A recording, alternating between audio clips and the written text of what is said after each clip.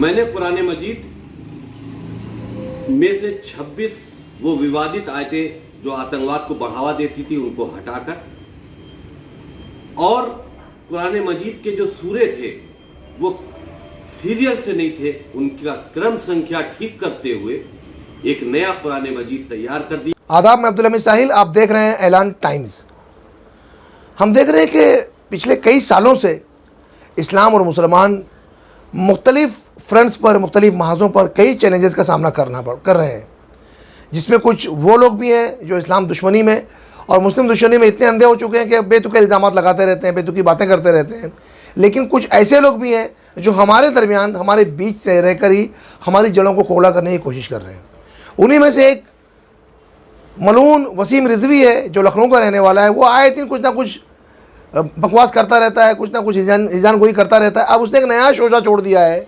इससे पहले उसने कुरान करीम की 24 आयतों को लेकर बहुत बड़ा तनाज़ा खड़ा कर दिया था, विवाद खड़ा कर दिया था, सुप्रीम कोर्ट तक चला गया था, लेकिन वहाँ उसे मुँह की खानी पड़ी थी।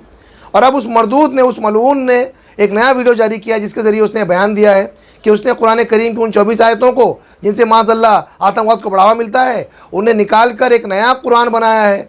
और ये भी उसने बात कही कि चूँकि कुरान करीम में जो सूरे हैं वो सीरियल से नहीं थे, तो उन्होंने उनको क्रम से लगा दिया है, सीरियल से लगाकर एक नया कुरान बना दिया है और प्रधानमंत्री को उसका एक मॉडल भेजा है और उनसे एक लेटर भी उन्हें दिया, एक पत्र भी दिया है जिसके रूह से उसने मांग की है कि अब ये कुरान करीम पूरी मुस्लिम उम्मा में और तमाम मदरसों में पढ़ने के लिए भेज दी जाए, लागू करा दी जाए। और उसने ये भी उम्मीद जाहिर की कि बहुत जल्द मार्केट में ये नया कुरान करीम आ जाएगा। माज़अल्लाह, सदबार माज़अल्लाह। तेरी हैसियत क्या है वसीम रिजवी? पहली बात तो हम ऐसी ज़बान इस्तेमाल नहीं करते, लेकिन तू मजबूर कर रहा है। तेरी हैसियत क्या? तेरे जैसे लाखों लोग भी आ जाएं तो कुरान करीम का एक हर्फ, एक ज़बर, एक ज़ेर, एक पेश, एक तशदीद भी तब्दील नहीं कर सकते।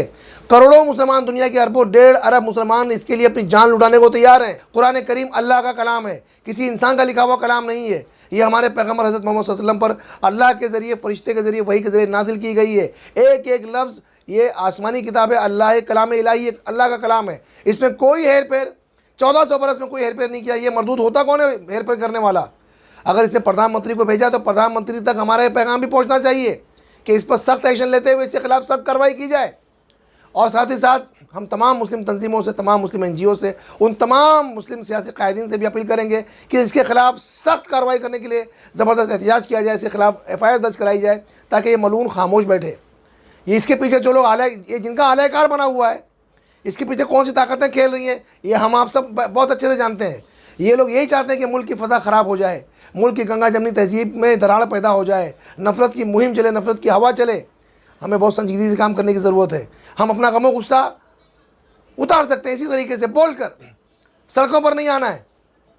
माफ़ कीजिएगा, मैं कोई लीडर नहीं हूँ, एक पत्रकार हूँ, लेकिन इस वक्त मैं अपने जज्बात पर काबू नहीं रख पा रहा हूँ, क्योंकि ये खबर रात से मेरे पास आई हुई है। रात भर बहुत बेचैनी के आलम में रहा हूँ कि सुबह हो तो मैं इस पर खबर बनाऊँ। ये हो क्या रहा है हमारे देश के अंदर? अब ये इतना बड़ा विद्वान हो गया है, इतने बड़े बड़े मुफ्ती, इतने बड़े बड़े आलिम दीन इतने हमारे कौम में गुजरे, क्या उनको पता नहीं चला? तुझे पता चल रहा है वसीम रिजवी कि सूरज जो है वो सीरियल में ही लगी हुई हैं? ये 24 आयतें माज़अल्लाह आतंकवाद, तूने उसका पस मंज़र पढ़ा है कभी? अरे कुरान करीम तो वो है जिसकी आयत है जिसमें साफ साफ अल्लाह ने फरमा दिया है कि अल्लाह ज़मीन में फसाद पैदा करने वालों को पसंद नहीं फरमाता। जहाँ तक बात जंग की है तो साफ साफ अल्लाह ने, रब्बुल इज़्ज़त ने फरमा दिया है कि जंग का जब मामला सामने आ जाए तो लड़ो, लेकिन जब वो मान जाएं तो फिर उन पर ज़्यादती भी ना करो। यानी जब कोई कौम तुम्हारे काबू में आ जाए तो उन पर नाहक जुल्म ना करो। अब ये नहीं कि अगर तुमसे हार गए तो उनका कत्ल शुरू कर दो, वो भी मना किया गया है। तो तू और तेरी हैसियत क्या, और तेरे क्या कहा जाए, बस बहरहाल ज़बान को रोकता हूँ। तो तू और तेरे ऐसे करोड़ों लोग भी अगर पैदा हो जाएँ तो कुरान करीम की एक हर्फ को बदल नहीं सकेंगे इंशाअल्लाह। कुरान करीम की हिफाजत का ज़िम्मा अल्लाह रब्बुल इज़्ज़त ने लिया है। लेकिन चूँकि तूने एहसान गोई की है, तो एक फितना पैदा करना चाह रहा है, फसाद पैदा करना चाह रहा है, इसलिए हम बोलने पर मजबूर हैं। हम हुकूमत हिंद से और ख़ासतौर से मोदी और अमित शाह से अपील करेंगे कि इसके खिलाफ कार्रवाई की जाए, इसके खिलाफ सख्त एक्शन लिया जाए।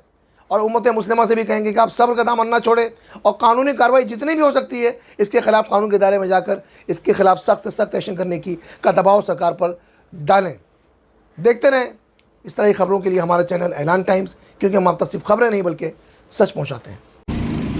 मैंने कुरान मजीद में से 26 वो विवादित आयतें जो आतंकवाद को बढ़ावा देती थी उनको हटाकर और कुरान मजीद के जो सूरे थे वो सीरियल से नहीं थे, उनका क्रम संख्या ठीक करते हुए एक नया कुरान मजीद तैयार कर दिया है। मैंने प्रधानमंत्री जी को उसका एक मॉडल भेजा है अपने पत्र के साथ में, और उनसे कहा है कि इस कुरान मजीद को सभी मदरसों में और मुस्लिम समाज में पढ़वाए जाने की व्यवस्था सुनिश्चित कराएं, और बहुत जल्द ये कुरान मजीद मार्केट में भी उपलब्ध होगा, जो मैंने सही किया है और यही सही कुरान मजीद है।